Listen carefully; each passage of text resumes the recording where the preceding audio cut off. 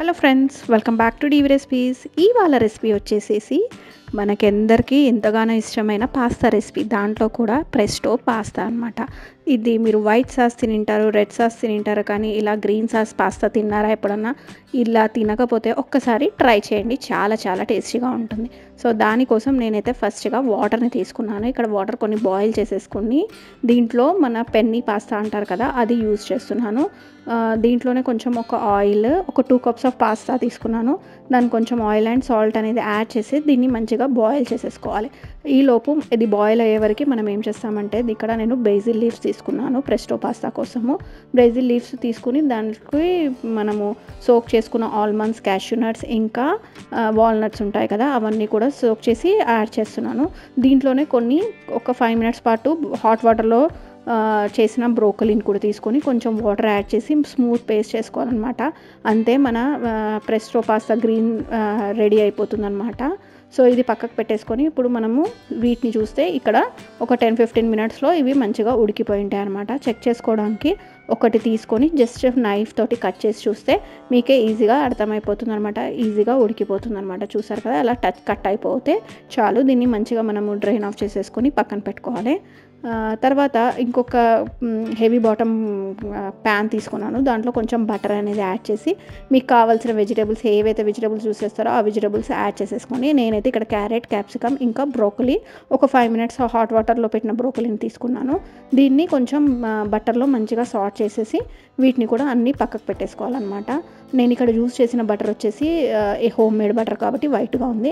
ఇప్పుడు ఇక్కడ మళ్ళీ ఒక 2 టీ స్పూన్స్ ఆఫ్ బటర్ అనేది యాడ్ చేస్తున్నాను. యాడ్ చేసి ఇక్కడ మంచిగా సన్నగా కట్ చేసుకున్న చాప్డ్ గార్లిక్, ఇంకా సన్నగా కట్ చేసుకున్న ఆనియన్స్ కూడా యాడ్ చేసేసి దీన్ని మంచిగా ఒక 2-3 మినిట్స్ వరకు మంచిగా ఫ్రై చేయనిద్దాము. దీన్ని కొంచెం కలర్ చేంజ్ అయ్యే వరకు వీటిని మంచిగా ఫ్రై అయితే మంచి ఫ్లేవర్ వస్తుందన్నమాట. ఇక్కడ ఒక 1 టీ స్పూన్ ఆఫ్ మైదా అనేది యూస్ చేస్తున్నాను. ఆ మైదా కూడా మంచిగా బటర్లోకి మంచిగా కలిసి కొంచెం ఫ్రై అవ్వాలన్నమాట. సో ఇప్పుడు నేను చూపిస్తున్న విధంగా ఇక్కడ ఇలా పొంగులాగా వస్తుందన్నమాట. సో ఇప్పుడు ఇంతవరకు అయినప్పుడు దీంట్లో కొంచెం మిల్క్ అనేది యాడ్ చేసుకోవాలి. మిల్క్ అనేది కొంచెం యాడ్ చేసుకుంటూ ఇలా రబ్ చేసుకోవాలి. మనం మైదా వేయడం వల్ల అది లంప్స్గా ఫామ్ అవుతాయి అన్నమాట. ఉండలు కట్టకుండా కొంచెం పాలు వేసుకుంటూ మంచిగా యాడ్ చేసుకున్నాక ఇప్పుడు ఇక్కడ పెప్పర్ పౌడర్, ఆరిగానోస్, ఇంకా చిల్లీ ఫ్లేక్స్ కూడా యాడ్ చేసుకోవచ్చు. ఇవన్నీ మంచిగా మిక్స్ అయ్యి వీటికి ఒక 2-3 మినిట్స్ వరకు మంచిగా బాయిల్ అవ్వాలి.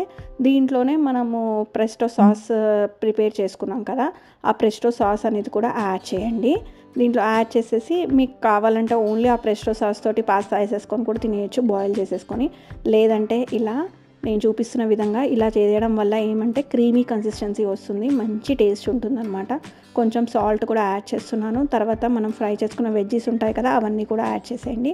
యాడ్ చేసి దీన్ని ఒకసారి మంచిగా కలిపేసుకొని మనం బాయిల్ చేసుకున్న పెన్నీ పాస్తా ఉంటుంది కదా, అది కూడా ఇప్పుడు దీంట్లోకి యాడ్ చేసేయాలి. ఈ పెన్నీ పాస్తా యాడ్ చేయడం వల్ల కొంచెం థిక్నెస్ ఎక్కువ గట్టిగా అయిపోతూ ఉంటుంది. సో మీరు దాని కన్సిస్టెన్సీ చూసుకొని కొంచెం వాటర్ కానీ లేదంటే పాలు కానీ మిల్క్ కానీ యాడ్ చేసుకోవచ్చు. సో ఇదంతా కూడా ఒక మంచి స్టిర్ ఇచ్చేసేసి దీంట్లోనే నేను కొంచెం చీజ్ యాడ్ చేస్తున్నాను. మీరు కావాలంటే చీజ్ స్లైసెస్ కూడా యాడ్ చేయొచ్చు, లేదంటే కంప్లీట్లీ ఆప్షనల్ స్కిప్ చేసేసుకోవచ్చు. చీజ్ వేయడం వల్ల మంచిగా చీజీ ఫ్లేవర్ వస్తుంది అండ్ పిల్లలకి టేస్ట్ మంచిగా అనిపిస్తుంది అని నేను చీజ్ అనేది యాడ్ చేశాను. అంతే, మనకి ఒక 2 మినిట్స్ దీన్ని ఇలాగే బాయిల్ చేసేసుకుంటే సరిపోతుంది. Home made easy cafe style ప్రెస్టో pasta అనేది రెడీ అయిపోతుంది. దీన్ని హాట్గా సర్వ్ చేసేసుకొని గార్లిక్ బ్రెడ్తో తింటే చాలా చాలా బాగుంటుంది. మీకు కనుక వీడియో నచ్చినట్టయితే లైక్ చేయండి, షేర్ చేయండి, సబ్స్క్రైబ్ టు డీవీ రెసిపీస్. మళ్ళీ నెక్స్ట్ రెసిపీలో మళ్ళీ కలుస్తాను. అప్పటి వరకు బాయ్.